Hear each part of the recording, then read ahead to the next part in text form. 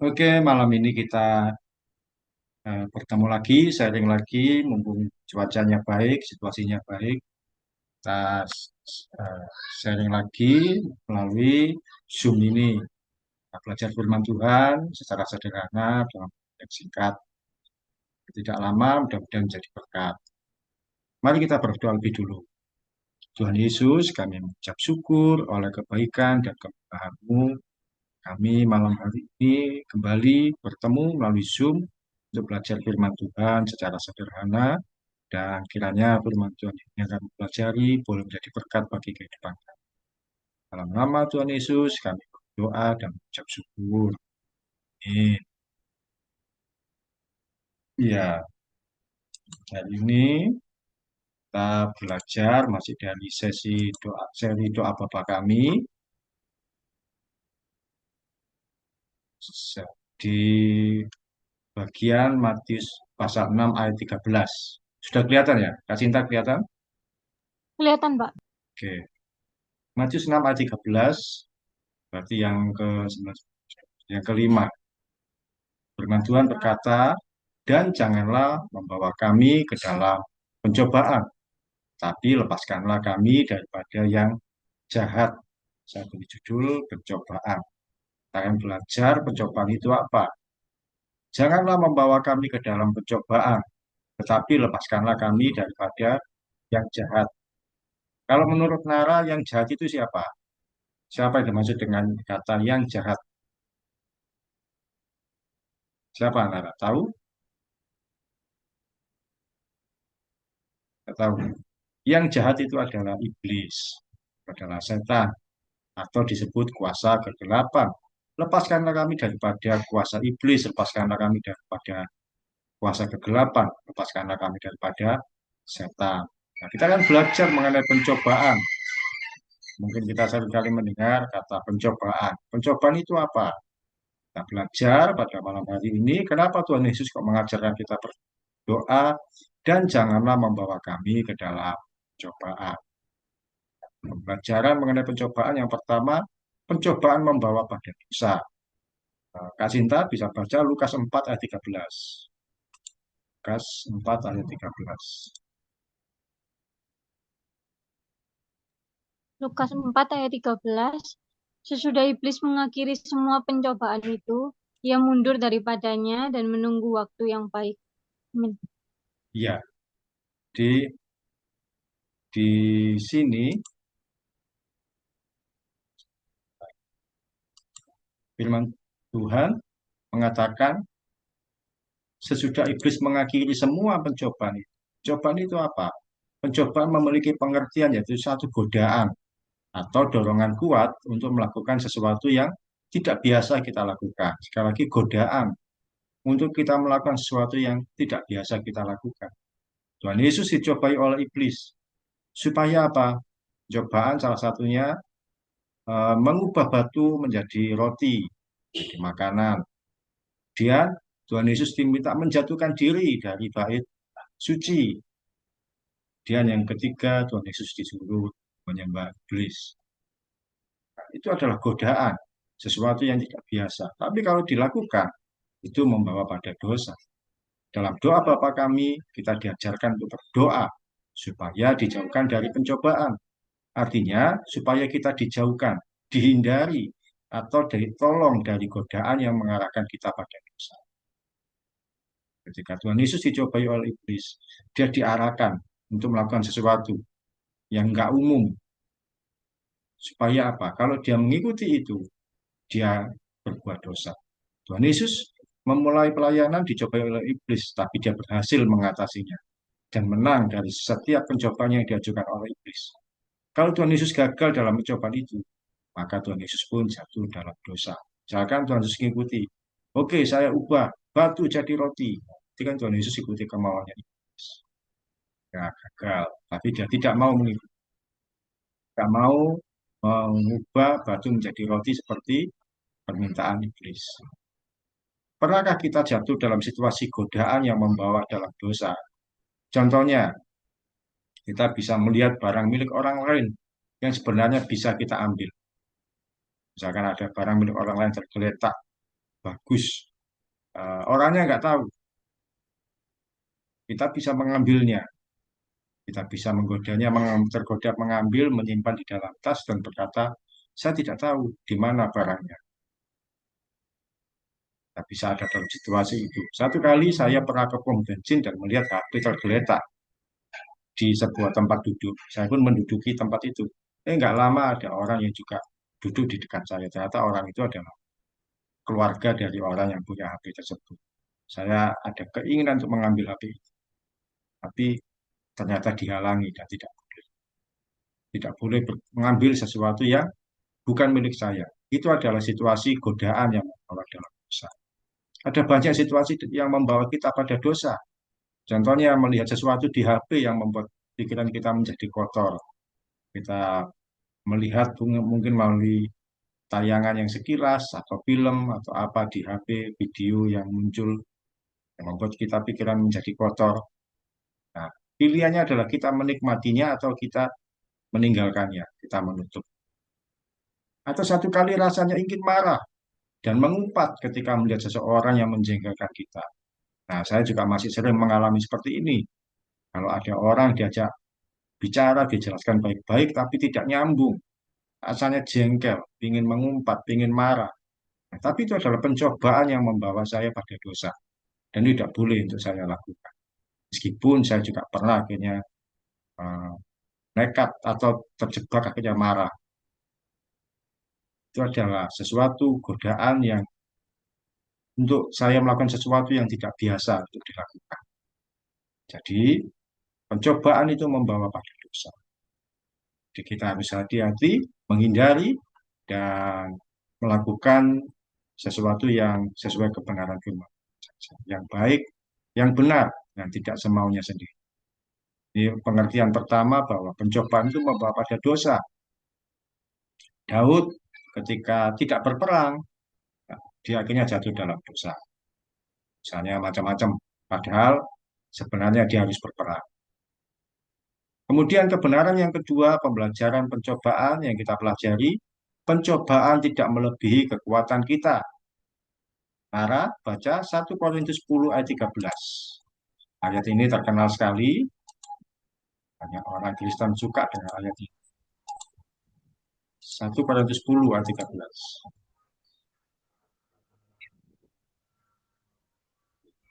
1 Korintus 10 ayat 13. Pencobaan-pencobaan yang kamu alami ialah pencobaan-pencobaan biasa, yang tidak melebihi kekuatan manusia. Sebab Allah setia, dan karena itu Ia tidak akan membiarkan kamu dicobai melampaui kekuatanmu. Pada waktu kamu dicobai, Ia akan memberikan kepadamu jalan keluar, sehingga kamu dapat menanggungnya. Ya, sebenarnya pencobaan yang ada di sekitar kita, yang kita alami setiap hari, itu tidak melebihi kekuatan kita.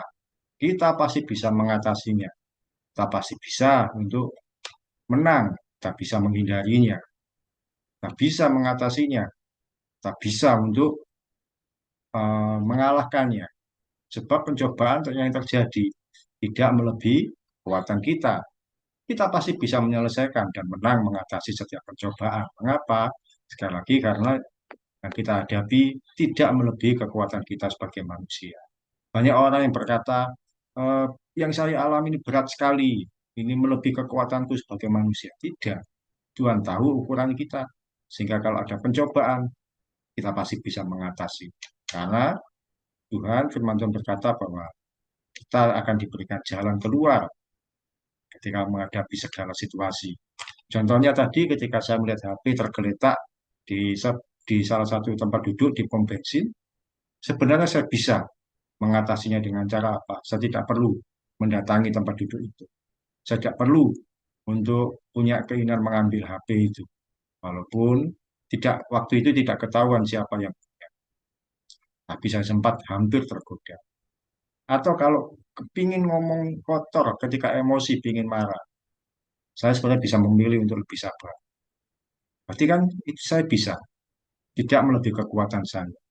Ketika melihat sesuatu di HP, video, atau apa yang membuat pikiran menjadi kotor, saya bisa sebenarnya untuk menghindarinya.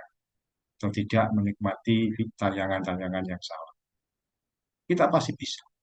Ketika dihadapkan pada pencobaan, pilihannya mengikuti daya tarik dunia atau hidup menurut kebenaran firman Tuhan. Kita sebenarnya sanggup untuk mengatasinya, tapi seringkali kita mudah jatuh dalam dosa atau terperangkap dalam pilihan yang salah. Contohnya, ini yang seringkali terjadi, banyak berita terjadi seperti ini. Seseorang dalam kondisi lapar, tidak punya uang, dan tidak ada yang menolong. Lalu dia berpikiran sempit, nekat masuk ke Indomaret atau Alfamaret. Dia ambil barang-barang di situ, ambil snack atau susu atau apapun dan menyembunyikan di balik baju supaya tidak ketahuan. Satu kali berhasil, kemudian dua kali melakukannya lagi. Karena senang tidak ketahuan, ketiga kali dia melakukan lagi tapi akhirnya ketahuan dan dihukum. Tindakan tersebut bukan hal yang benar. Mengambil barang di toko, di swalayan, dengan tujuan apa? Supaya bisa mengatasi rasa laparnya dia. Dia berpikiran sempit karena lapar, dia ambil barang. Sebenarnya bisa apa tidak? Seseorang itu tidak perlu mencuri meskipun dia dalam kondisi lapar atau tidak punya uang. Menurut Nara bagaimana? Bisa apa tidak? Seseorang itu tidak perlu mencuri meskipun dia dalam kondisi lapar atau tidak punya uang. Bisa enggak orang itu nggak perlu mencuri? Bisa apa tidak? Bisa. Misalkan kondisinya lapar, nggak punya uang. Bisa apakah tidak? Dia tidak perlu mencuri. Masuk ke Indomaret, nggak perlu mencuri. Bisa saja. Dia tidak perlu masuk ke toko itu karena itu akan membuat dia kepingin barang-barang yang ada. Lalu bagaimana? Ya dia bisa melakukan pekerjaan yang lain atau melakukan hal yang lain yang jadi uang. Sehingga dia bisa membeli sesuatu untuk makanan.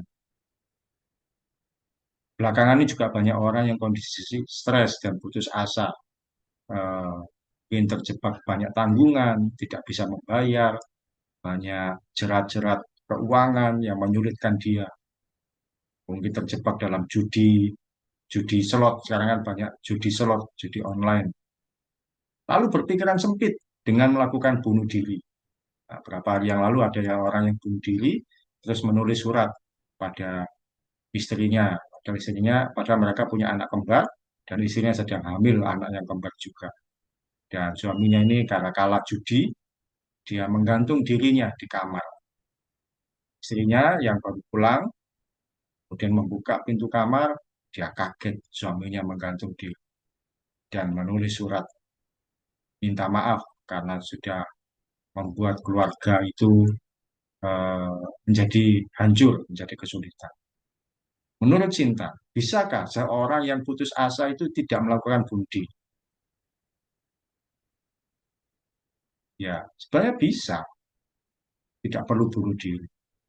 Memang mungkin pikirannya kalut, gelisah, atau banyak hal, tapi bisa dihadapi, diurai satu persatu. Kita nanti akan mempelajari apa yang harus dilakukan. Tidak selalu ketika pikirannya stres dan putus asa kemudian bunuh diri.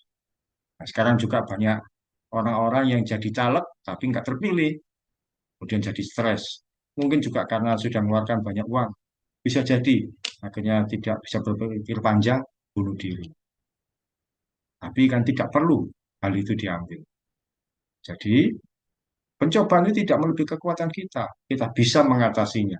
Cuma seringkali kita yang manusia-manusia ini, orang-orang ini yang berpikiran sempit. Pembelajaran yang ketiga, yang pertama, pencobaan itu membawa pada dosa. Kita harus berhati-hati. Yang kedua, pencobaan tidak melebihi kekuatan kita. Kita pasti bisa mengatasinya. Hanya saja kita seringkali berpikiran pendek, berpikiran sempit, bingung berbuat apa. Dan yang ketiga, libatkan Tuhan saat pencobaan datang. Sinta minta tolong baca Lukas 22 ayat 40. Lukas pasal 22 ayat 40. Lukas 22 ayat 40. Setelah tiba di tempat itu, ia berkata kepada mereka, berdoalah supaya kamu jangan jatuh ke dalam pencobaan. Ya, waktu itu Tuhan Yesus ada di Taman Getsemani sebelum disalibkan. Dia berkata kepada 3 murid, berdoalah supaya kamu jangan jatuh ke dalam pencobaan. Berdoalah supaya kamu jangan jatuh ke dalam pencobaan. Ketika menghadapi pencobaan, Tuhan Yesus memberikan solusi atau jalan keluar. Libatkan Tuhan untuk menolong kita, memampukan mengatasinya. Saat kita dalam situasi yang penuh dengan godaan, lebih baik berdoa, minta Tuhan memberikan kekuatan supaya tidak salah dalam mengambil langkah. Tuhan Yesus mengajarkan pada murid-murid yang berdoa supaya tidak jatuh dalam pencobaan. Jika kita berdoa, Tuhan akan memberikan kita pertolongan sehingga kita tidak salah dalam hati kita jadi tenang, pikiran pun menjadi tenang juga, kita tidak salah dalam melangkah, kita tidak cepat untuk berkata-kata. Tapi betapa banyak orang tidak berdoa, tapi lebih memilih menikmati pencobaan tersebut sehingga menjadi kalah dan jatuh dalam dosa. Nah, karena itu penting sekali kita untuk datang pada Tuhan, kita berdoa. Saat dalam kekurangan, kondisi lapar, tidak punya, kita berdoa supaya Tuhan memberikan berkat. Sehingga kita tidak mencuri atau berbuat nekat. Kadang-kadang kita nggak berdoa, sehingga tidak ada pertolongan. Berdoa sama Tuhan, Tuhan akan menyediakan. Dengan cara Tuhan yang ajaib, yang tidak terduga. Kalau sakit, kita berdoa supaya Tuhan menyembuhkan. Supaya apa? Kita tidak minta pertolongan yang lain. Banyak orang karena putus asa, minta pertolongan pada dukun, pada paranormal, pada kuasa yang lain supaya menyembuhkan. Dan berdoa pada Tuhan. Dalam kesulitan apapun, baik Nara ataupun Sinta, berdoa supaya kita bisa mengatasi segala situasi yang kita hadapi.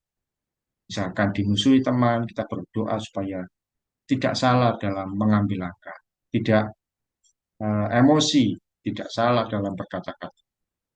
Dalam situasi apapun juga, percayalah Tuhan Yesus masih sanggup menolong kita mengatasi pencobaan dalam kehidupan. Sekali lagi, pencobaan itu adalah godaan yang membawa kita pada situasi yang tidak biasa kita lakukan, pada situasi-situasi yang salah. Mungkin situasi yang biasa kita lakukan adalah berkata-kata yang baik, tapi pencobaan itu menggoda kita untuk berkata-kata yang kotor, emosi, marah, dan sebagainya. Nah, sekarang sharingnya adalah, pernahkah kamu ada pada situasi yang bisa membuat kamu jatuh dalam dosa?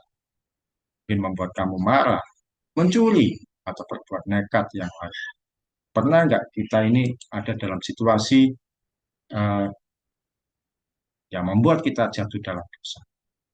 Sambil dipikirkan, Sarah sama Sita, kalau dari saya pernah ada pada situasi yang salah. Saya pernah dalam situasi pencobaan, digoda untuk berbuat yang salah. Saya itu pernah dipercaya untuk membawa uang persembahan sekolah. Setiap selesai ibadah saya yang membawa uang persembahan. Kemudian setelah saya hitung, tidak saya setorkan langsung. Tidak saya setorkan ke kepala sekolah. Saya nunggu hari Senin, ibadahnya Jumat. Saya nunggu hari Senin, nanti baru saya setorkan. Tapi seringkali ketika uang itu saya bawa, saya tergoda. Saya pakai dulu lah, 10.000, nanti saya ganti. Saya pakai dulu 20, dan seterusnya. Ternyata sedikit-sedikit saya pakai 10.000, saya masih bisa mengganti. Minggu depannya lagi saya pakai sedikit lagi, 15.000, saya masih bisa mengganti. Satu kali karena kebutuhan, saya ambil 50.000. Ternyata saya tidak bisa menggantinya dalam waktu yang cepat. Sehingga hari Senin tidak saya setor, Selasa tidak saya setor. Nunggu saya dapat uang, tapi tidak tahu, tidak jelas dapat uangnya. Dan itu kan sama saja saya seperti mengambil yang bukan bagian saya. Saya mencuri yang bukan milik saya, saya ambil, saya mencuri. Bahkan yang saya ambil adalah uang persembahan. Saya mengambil dulu uang yang harus saya setorkan, ternyata saya pakai sendiri. Dan itu adalah situasi yang salah. Saya tergoda dalam percobaan. Nara pernah mengalami situasi, mungkin kamu terbawa emosi, jadi marah sama teman, Bagaimana? Bisa bercerita? Situasi apa yang membuat kamu jatuh dalam cobaan? Contohnya, mungkin marah, mungkin bisa mengambil sesuatu, atau berbuat nekat tapi salah, nyuntuh mungkin pekerjaan temannya. Silakan. Pernah? Ceritakan sedikit.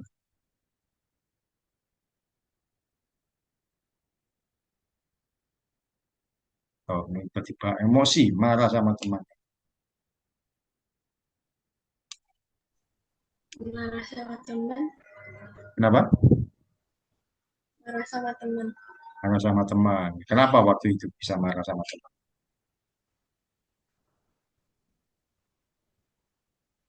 Kenapa waktu itu?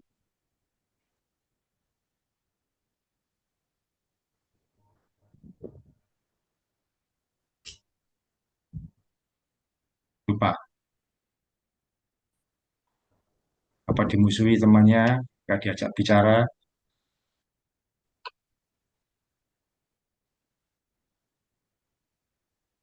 Kenapa waktu itu? Karena dia sering ganggu. Kenapa? Karena,